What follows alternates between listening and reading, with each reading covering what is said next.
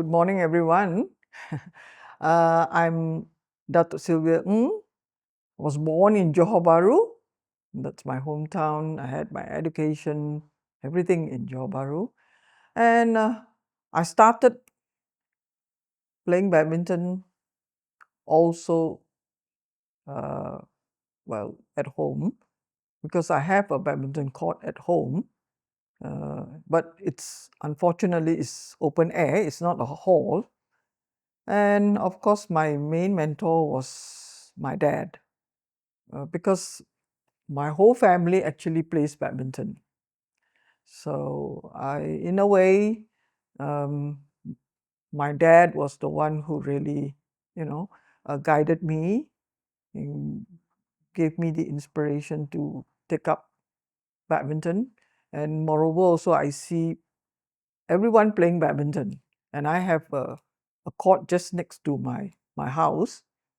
So, and my dad will, because I was young, I started about 8 or 10. So I won't be able to use the racket. It will be too long for me, and I'll be sweeping the court rather than playing the game. So he will shorten the racket. He will shorten it so that I could hit the shuttlecock. So, and then every evening I'll be watching my brothers, playing badminton. So probably that was what inspired me to also take up the sports. I have a big family, 11 of us, a football team, and but I'm number 10. I'm number 10. So I'll be watching my older brothers playing badminton. And we kids were only allowed to play earlier, because once my brothers comes in for training or they play with friends, we are not allowed to be on the court. You see, so because they don't want disturbance with us running around, it's too dangerous, you see or not. So probably that was, as I say, was my main inspiration. Every day I'll be watching them playing. So I started off with, as I say, my dad will shorten the racket for me, and no new shuttlecocks, because we will be spoiling the shuttlecocks. Those days we don't have sponsors. You see, my dad will be buying the things for us to play. So, and it's not cheap. So he will repair the shuttlecock that my brothers have, played. And those are the shuttlecocks that I started with. My dad himself is a badminton player. He's a state champ. Goes with my mom. My mom too plays badminton. So as I say, that's why my whole family plays badminton. You see? So, but of course, I have not seen my mom playing. Um, but my dad was hitting with me, and he taught me some of the strokes, and I watched my brothers playing. In fact, there's actually no troublemakers. We happily will be playing. Um, I would say, of course, my dad was the main mentor, uh, and he taught us. Of course, initially I won't know where to stand, or when he starts the game, I always will be standing at the wrong court, and there he will get angry. We will get knocked on our head, because my dad meant serious, not just fooling around. You see or not? So that's where probably we really learn a lot. And of course, when I was a better player, my eldest brother, Roland, uh, he used to bring me around to play with others, you see, not just playing at home. But that was when I grew up a bit older. So he used to bring me around to play with. Practically, my opponents are mostly boys. You see, because he says no competition against girls. So of course he also will be playing with me. And those days there's actually no games. I don't play games. It's only strokes. So initially it can be boring, you see, because I'm just doing the same strokes. But then they explained to me why I have to just play strokes and no games. You see, you have to learn how to lob first, drop, smash into accuracy. So you see, being and playing on an open air court, it's difficult to control the shuttle. So that's why once I'm in the hall, I don't have much problem in controlling it because I have been playing outdoor. Oh yeah, once I initially actually in school, I was more on athletics. You see, I love sports, so it can be any sports. I'm also into it. You see, so well in school I was doing lots of sports. I mean athletics, running, and then those days we have the MSSM. You see, so we will be participating in district competition and all these things. You see, So then of course evening when I come back, I will be occupied in the badminton court. So then after that, my dad talked to me. He says, "You got to choose one thing. You cannot be concentrating on too many things." So then I was quite sad to give up athletics. You see, but then I said, "Okay, um, I'll take up badminton." So yeah, in schools, I also participated. During those days, as I say, you have the MSSM. Yeah, that's so I'll be going districts, playing short distance, uh, even throwing events. Yeah, practically everything. I just love it. But of course, I don't think if I take up athletics, I will be up to that standard. Probably, you see, probably. So, but then, so yes, so my dad said, you have to choose either one. Then only you excel. Otherwise, that means it's general. So I said, okay, I'll take up badminton. Well, then of course, as I say, I started in schools and all these things, playing competitive also. Then I said, okay, then at the age of, I think was about 16, 16, 17. You see, so then my dad brought me around to play. And then, of course, we have the Johor State Association, you see.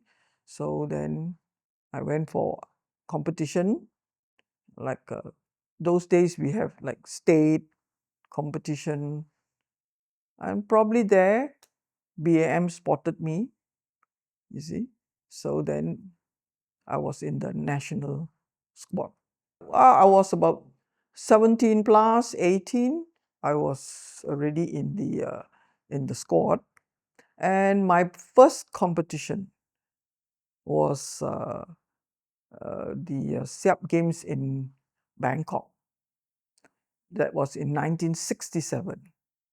Unfortunately, I got injured during the practice session because the cord was not pulled properly, and then Malaysia was given like 2 hours for to play, and then the next team have to come in to play.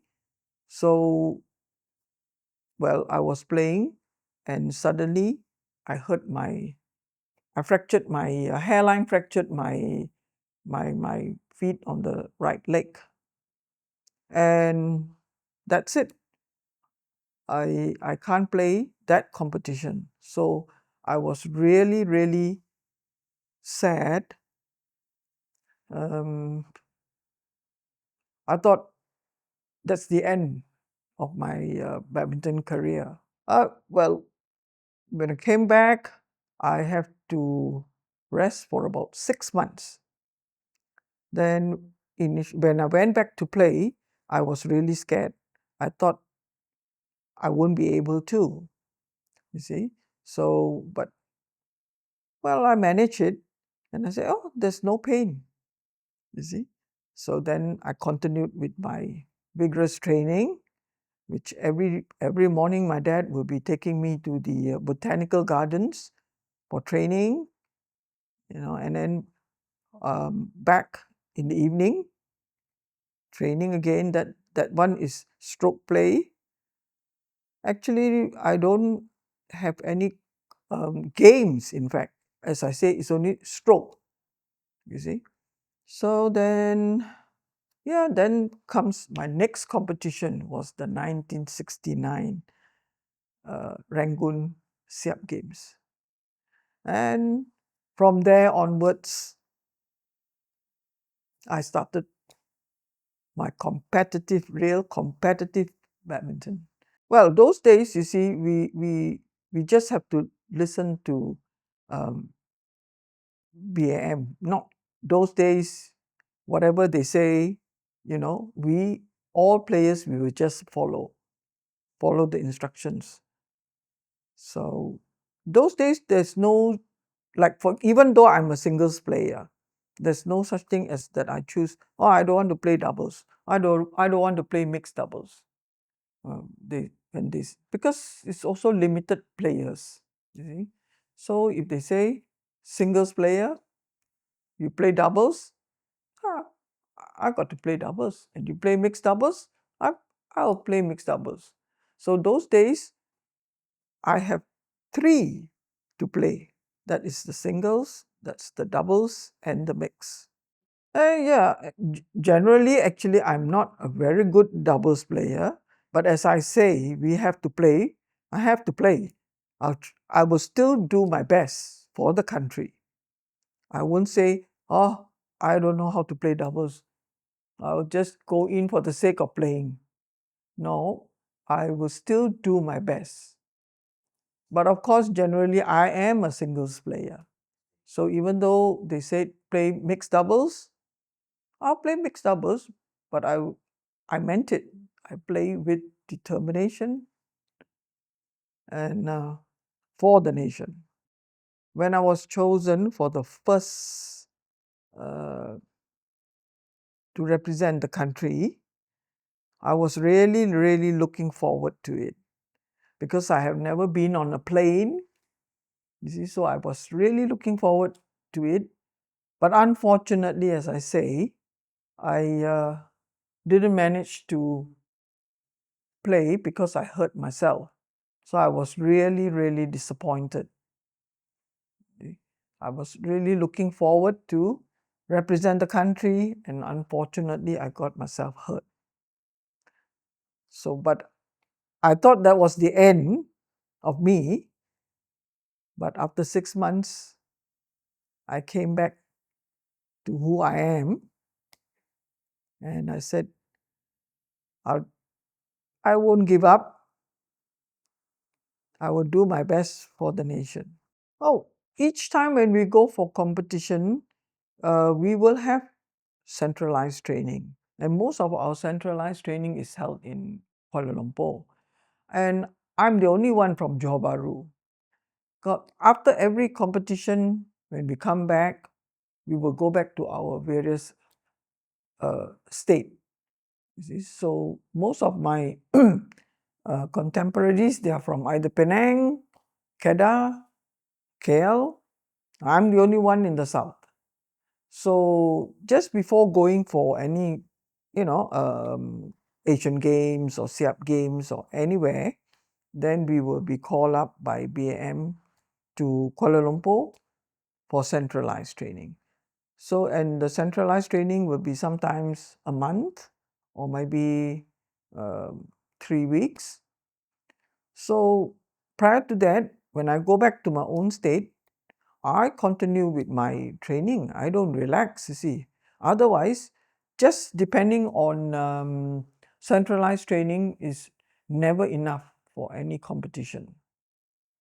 So no relaxing for me, because when I go back, my dad will be there. You see, so I really have to do a lot of sacrifice. Uh, Of course, those days also we don't have so much, distraction. So badminton was my only love. No, they are officials, and of course coaches. So as I say, we are very disciplined those days. We will just listen, we will just follow.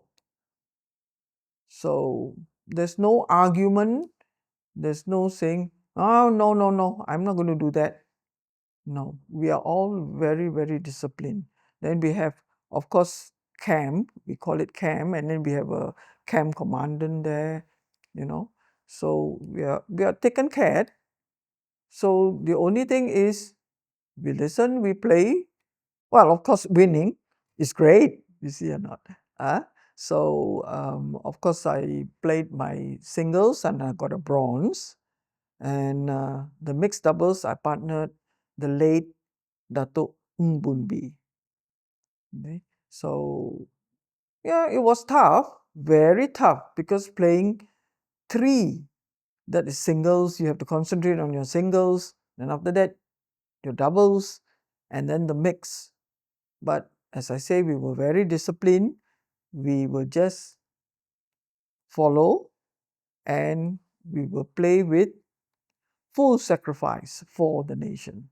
Those days, we are all very, like a family. We are all very friendly. We live together. We eat together. You see, and of course, he guided me. You see, there's in between the games, I do some fault, so he will advise me what to do. So yeah, I listened to his guidance, and that's it. We won. So of course, when winning is always happy, and not only for our own self, but we are proud to be winners for the nation. And standing at the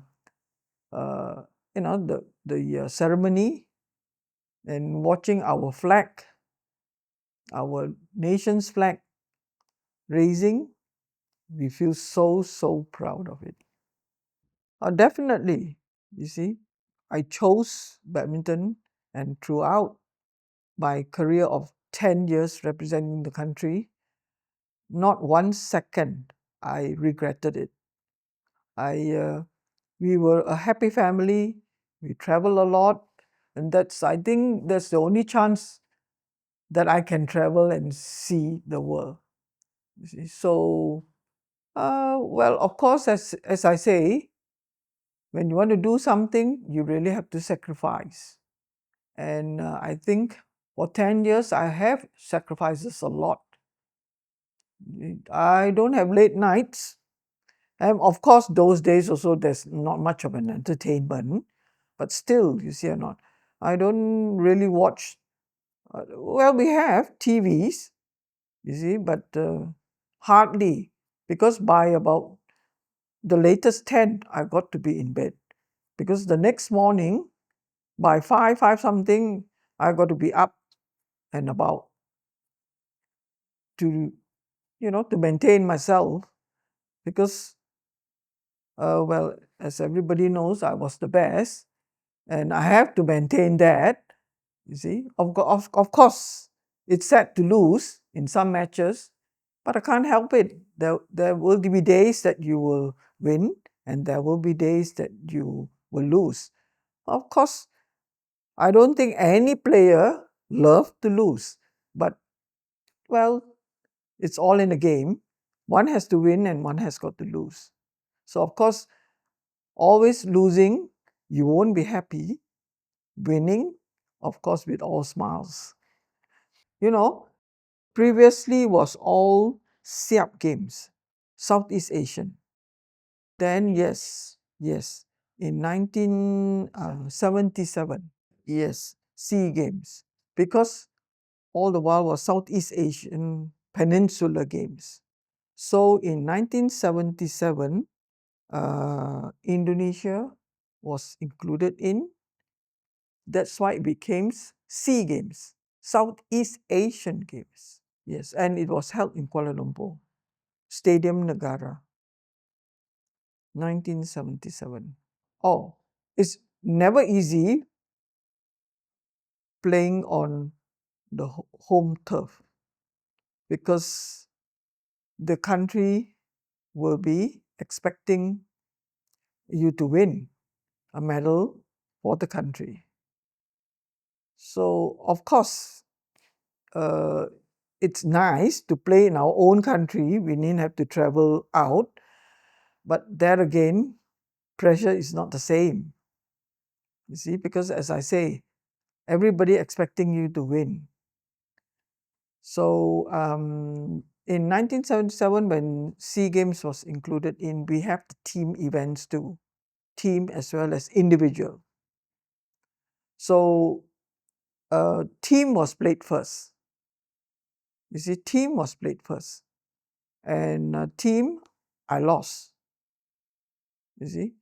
So, of course, as I say, losing is never happy, never pleasing. So then the next one comes the individual event. So in the team, I lost to Verawati, the number one singles player of Indonesia at that time, you see or not. So, you know, when it's team, there's always the draw must be number one, meeting number one. So I lost to her in the team event. So when it comes to the individual event, actually Malaysia lost, the men also lost. So only leaving me as the sole competitive so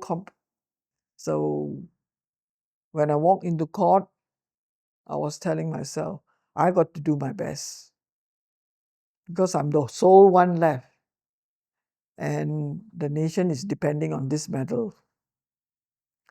So, well, I didn't know how I did it. It went to rubber set and it was point to point. In fact, she was leading. But somehow I just don't know. Maybe I just became a demon or something like that. You know. It just happened. I fought back and I beat her. Because in the, as I say, in the team event, I lost to her. And well, I took my revenge in the individual event. And that was really hallelujah for me, you see or not. So everybody, the officials and all this came in, you know, hugging me. And I was in tears. But preparation has always been the same. I've been maintaining it. As I say, after every game, we will go back to our individual, state. And of course, I don't relax. You see, there's no such thing as relax also from my dad's mind. You have to continue to maintain. So, before you become a champ, you can relax. But once you become somebody that everybody knows you, there's no way that you can relax. You have to maintain your standard. There will be more competition coming up, and there will be more people looking at you and expecting you to win all the time. You see, once you lose, you will get all the bombarding, never pleasing. So that is why, as my dad says, you have to maintain. You have to maintain. You see, so after the SEA Games, of course, I was I've done something for another thing for my nation. Then the next comes the Commonwealth Games. And of course, I have represented in other Commonwealth, that the 1974 that was in Christchurch, and I only managed a bronze. So 2 bronzes, singles and doubles. yes, I only managed bronze. So then when it comes to the 1978, well, as age is also catching up, I said that I can't go on for more competition. And then this is, even this badminton one, we have team events. Again, we have, previously we don't have. You see, we have individual only. Only when it comes to the 1978 Commonwealth, we have a team. And team started again first. You see? So the team, we had a bronze. Malaysia's team has a bronze, you see. Then after the team, we started with the individual. And it was so tight. The schedule was really tight, you see or not. Sometimes when you're playing singles here, doubles there, they will be calling your name also, you see or not. So then, of course, then after that, they realized that I was in competition with in the I was playing singles. So of course, then they put aside the doubles.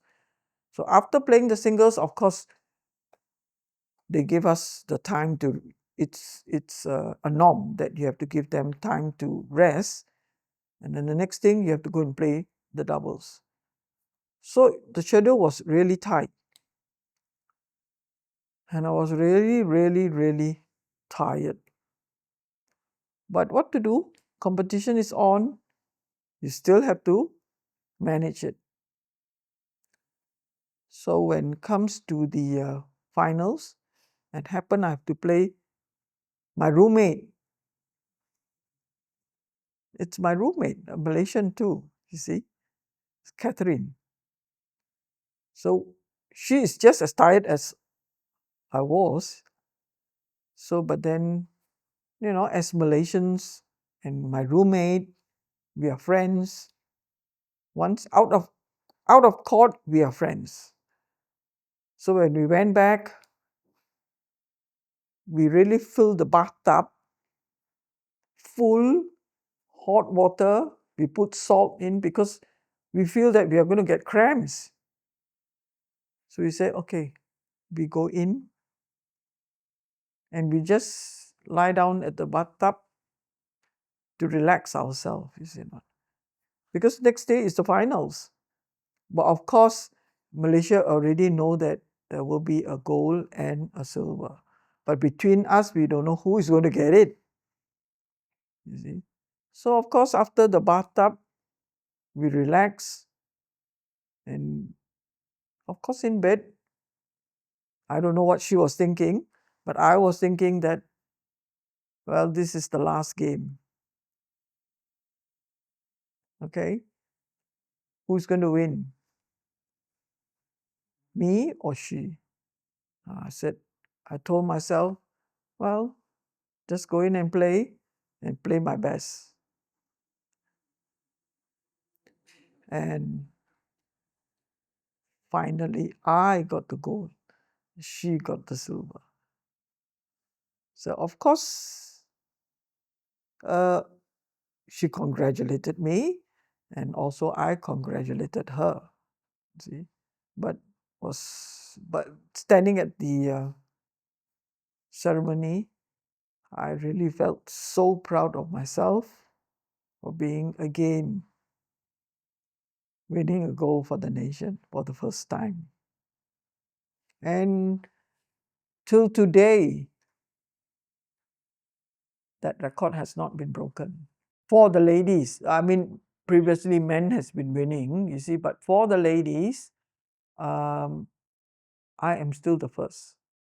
For badminton, I mean, I never expected I'll be the flag bearer, but I was really honored again, you see, for being the flag bearer for the country, and being so far away from Malaysia. I really felt really proud holding up the flag and walking in with the team for the opening ceremony. Well, I've done quite a lot of firsts for the country, and I really feel proud myself as well as for the nation. It's hard to say. After winning the gold at Edmonton, to have the word retirement on my mind. It's not easy after, competing for so many years for the nation, and the thought of retirement comes in. It's never easy I think it's never easy for any sportsman, especially when you have been playing competition for sports that you love to say, oh, it's time to retire. It's never easy. It's sad to leave something that you love to do. But mind telling you you can, but the body is telling you you can't. It is really hard. And of course, it gives me nights of thoughts to finally say, yes, it's time's up to hang up my racket. I was fully, fully involved in whatever I love too, that is badminton. Yeah, no doubt I have my boyfriend, or rather, you see, but he was very supportive. He allows me to continue, and he was patient enough to wait, you see.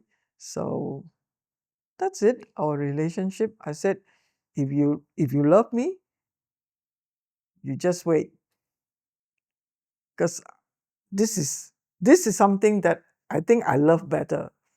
You see, I still can. I prefer to continue with it rather than to think of love life. Love life will come later, after my retirement. So that's why I said, I got so many things up on my mind, you see, not something that I love.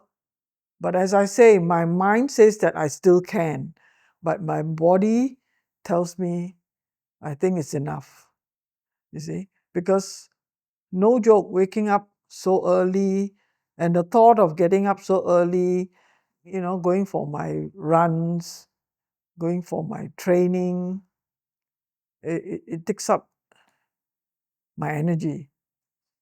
So, well, it's time to say enough is enough. Oh, well, finally, when I announced my retirement, then of course, not immediately, I thought of getting married. Well, it was after that, after a year. It was in 1979 that finally, I said, okay, we get married, you know. So in late November, we got married, and was only after 2 years that I had my first baby, and was a boy, because his family, even his dad, knew that it's going to be a boy, because his family has more boys than girls, you know. So even when after 5.5 years, only 5.5 years, I got my second boy. So I have two boys, you see. And yeah, my father-in-law still says that it's going to be a boy. So he never prepared a girl's name. He only prepared boy's name, and true enough, it's a boy. Two boys. So now my eldest boy is married, and since I have no daughters, now I have two beautiful granddaughters. So I think God is great. God gave me two granddaughters. I never force them to, follow me. You have to love badminton. Follow me. No, I never. Not actually. My dad didn't say that. Also, he just say that you have to concentrate on one. You see or not? You see, if you want to excel in sports, you have to concentrate on one. You cannot be taking up so many. Now, which one is it? You see, so as for me, I leave my children, and even now my grandchildren, do whatever you all like to do. I don't say that, you have to follow grandma or you have to follow mommy.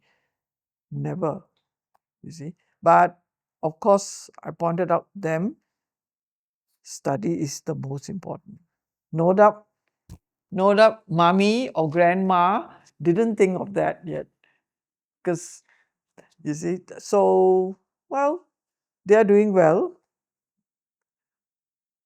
So my eldest he plays every sports. You see, well, my second one, he says, no, I don't want to hurt myself. But he goes for walks. He only goes to the gym. He says this is safe sports. And my eldest granddaughter, she loves everything also. So not my younger ones. He says he, she told the parents, is there any sports that no need to sweat? So, but my eldest granddaughter, she loves swimming. She plays badminton. So one day she told me, she calls me Popo.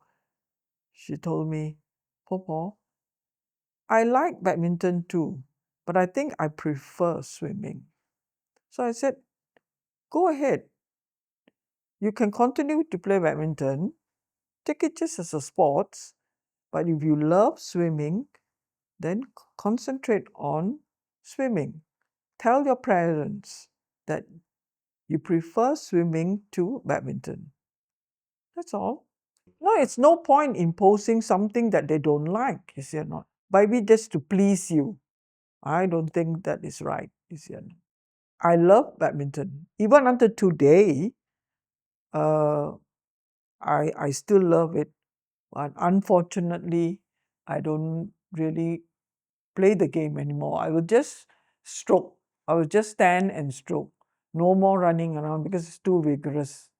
You see, and it's too dangerous also to, to exert yourself in the court because it's badminton is something, the court might look small to anyone, but it is not easy. I have no regrets at all, you see or not. I still, of course, I still love the game. Now, I do off and on watch nowadays, you know. Uh, that's it. But I still continue with my, even though I have given up badminton, I still continue with my exercises. I keep myself as fit as much I can hold myself. You see? So nothing like keeping yourself fit. I just want to relax and spend my time with the family. You see, because if I take up coaching courses or coaching, it's full time. I don't have time with my children. Not that time then they were schooling. I have to send them here and there for classes. So if I take up coaching, I won't have the time for all these things. You see, so I rather not. I just family time. My advice would be, you see, you have taken up something that you love. So, what is your aim? Your aim is to be a champion, to win. And in order to be a champ and in order to win, what must you do? You have to sacrifice and go for it when you are young. No point, just take it as, oh, I just play. So you need to have an aim, you see or not. So that was my aim, to do well. Because once you represent the nation, your aim is to do well for the nation.